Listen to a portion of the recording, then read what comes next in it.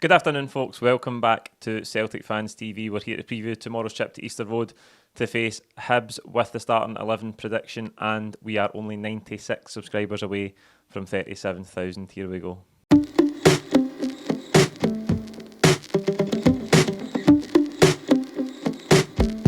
Yes, folks, welcome back to Celtic Fans TV. Starting 11 prediction time once again. This time for tomorrow's trip to Easter Road to face Hibs in what is an absolutely massive game for us. I always earmark these fixtures because we've got such a terrible record at Easter Road. It's mad to think that we've got a much better record at places like Ibrox and Tynecastle than we do at Easter Road, because on the face of it, I don't think Easter Road is a more intimidating stadium to go to than those places, but for some reason over the years we have struggled to get victories there. We've had one victory in our last 9 visits, and 5 of our last 6 trips there have finished in a draw, so this is a potential banana skin for us.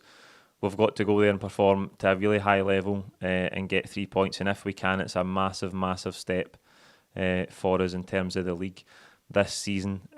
We don't want to be dropping any points in the game immediately preceding going to Ibrox, so if we can get the 3 points tomorrow, it will be a huge, huge boost for us. Hibs come into this one sitting 7th in the table. They've not been on a great run of form themselves, to be honest, but they did get a 4-0 victory over Livingston at the weekend, in which David Marshall saved 2 late penalties. So that will have given them some confidence.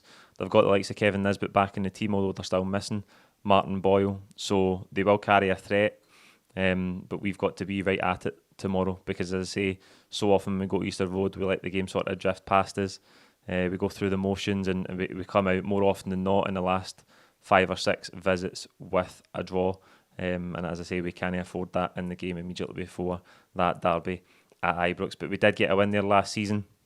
It was 3-1. We absolutely cruised it in the first half, and a similar performance tomorrow would do us the world of good. I think reflecting on the weekend, it was a much better performance, a much more convincing victory for us. Vio Hatate was the man that filled in at right back. He got himself 2 goals, could have had a hat-trick, he hit the post. So it was a brilliant performance for him, but I thought Moy coming into midfield played brilliantly. Nice to see Kyogo get 2 goals, 2 really good goals. Darting in at the front post, his movement I thought for the second goal was absolutely terrific.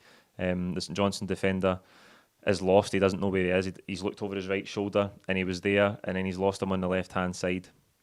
Kyogo's in at the near post with a really delicate finish to make it 3-0. Moydro in that goal was brilliant. Forrest as well with the set-up. So I think a lot of selection headaches for Ange Postecoglou tomorrow, because there was some encouraging performances, and we've got competition for places all across the pitch, particularly in those forward areas and out wide.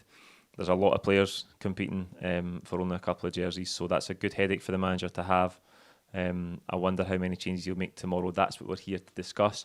But before we do that, as I said at the start of the video, we're only 96 subscribers away from 37,000. Thank you so much if you've just subscribed recently. If you've just started watching, welcome. But there'll be more than 96 people watching this video who aren't subscribed. By YouTube averages, we're probably talking about 3,000 people who watch this video that aren't subscribed. So if you are one of those and you want to help us out, please log into YouTube, click the red subscribe button below, and hopefully we can smash past 37,000 before kick-off tomorrow night. Right, here we go. We'll get to the starting 11 then. And in goals, it will be Joe Hart. He did concede at the weekend against St Johnstone. We have conceded odd goal here and there recently. He actually made a good save, and at the time it looked like a good double save, but Jay Wright was there to knock in his second chance on the rebound. I thought he could maybe have done better with that initial rebound. After he makes a good save the first time, could maybe even have collected it because there wasn't too much pace on the ball, but it was insignificant at that time in the game. It was a consolation for St Johnstone, and I've got no doubt he'll start tomorrow in goals for us. At right back, I think Hatate's going to have to play there again. Deputised really well the other day, obviously. I think he's got all the qualities in a game like that at home to fill in at right back. I'm kind of annoyed that I didn't realise that before I did the starting 11 prediction, because if you remember last season when he arrived from Japan, there was that debate about where his favoured position actually was, because he'd played at left back, he'd played on the left hand side of midfield, he could play in central midfield, and of course that's where he's played almost all of his football for the club so far. But of the fit players available, I think he was the most natural one, and it let us keep Greg Taylor in his natural position as well. And like I say, in a game like that the other day, all the qualities to thrive in it, and got himself 2 goals into the bargain. whether we've got someone back, Juranovic or Ralston, or could we throw Alistair Johnstone in at Ibrox? What a Celtic debut that would be.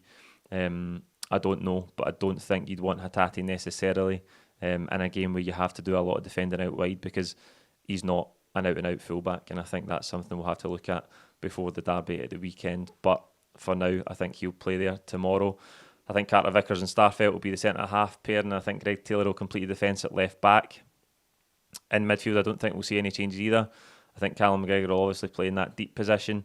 I think Matt O'Reilly will play ahead of him, and Aaron Moy, who grew into the game on Saturday, I thought will keep his place as well. You can tell he plays the game in his head. Really intelligent footballer, reads the game brilliantly. His passing's really good as well.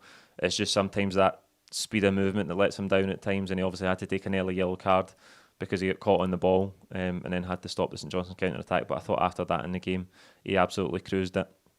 And as I say, the pick of his involvement at the weekend was that lovely ball into the channel. First of all, the way he receives it, he lets the ball run across his body, takes his marker out of the game and clips a lovely ball into the channel for Forest, who squares it for Kyogo for 3-0. So you can see his qualities. I think he's done enough to keep his place in the starting 11, and I think with David Turnbull suspended after that red card at the weekend, he is the most natural player that you would put in that position. In the front three, I think James Forrest did enough the weekend to keep his place at right wing as well. Abada came off the bench, had a few chances in the game, was maybe greedy on a couple of occasions, but I think Forrest got a hat-trick at the last time out against Hibs. Who could forget that? Securing his 100th goal for the club.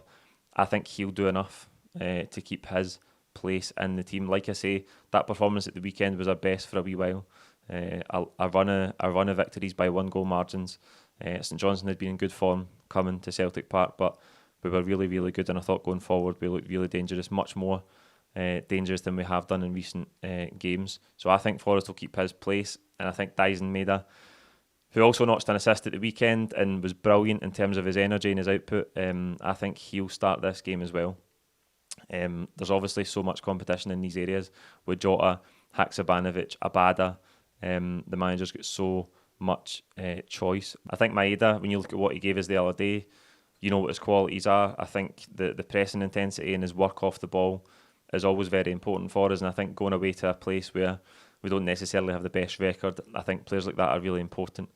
So I think he'll start tomorrow. It does allow us to have the likes of Jota, Abada and Haksabanovic on the bench, which are really strong options if we have to change the game. And we know that with the 5 subs rule this season, we will see most of these guys at some point in the game. But I think those two did enough to keep their place, and I think Kyogo Furuhashi will play through the middle. Back in good form, 3 goals in his last 2 games, 13 and 16 in the league for the season. Some people would have you think he's a bad footballer with some of the unfair criticism he's taken this season. He does miss chances. He's not involved in the traditional way that you think a Celtic centre forward is over the years. He's very different. He's diminutive. He's elusive. He's always trying to get himself in space, and more often than not get on end of low crosses, and that's how he's got his 3 goals in the last 2 games. I think a lot of Celtic supporters like a striker like Giacomakis, who's a big battering ram, a physical presence, because that's what we've been used to watching over decades. But Kyogo's very different. I don't think we've had a striker in his mould that I can remember, certainly not in the era of playing one player through the middle. So that does need some adapting for people. But I think he's brilliant, and it's good that he's picked up his goal-scoring form again. Hopefully he can continue that tomorrow night, and then it'll be interesting to see what the manager does in that position going to Ibrox, because Giacomakis played there in April when we won at Ibrox, and the 2 games against Rangers we won convincingly at Celtic Park last February and at the start of this season. Giacomakis didn't start them both. He obviously came off the bench after about 60 seconds for Kyogo, and that won this season. But Giacomakis has been integral in those victories over Rangers, so that does pose a problem for the manager on Monday at Ibrox. But I think that's the team he'll go with tomorrow at Easter Road. So there you go. Like this video, comment with your own thoughts on the team tomorrow below. Who do you think will start? How many changes do you think there'll be from that game against St Johnstone at the weekend? And like I said, don't forget to subscribe if you haven't already. We are this close to 37,000 subscribers, so thank you for all your support over the year, and we'll see you at Easter Road tomorrow. Cheers.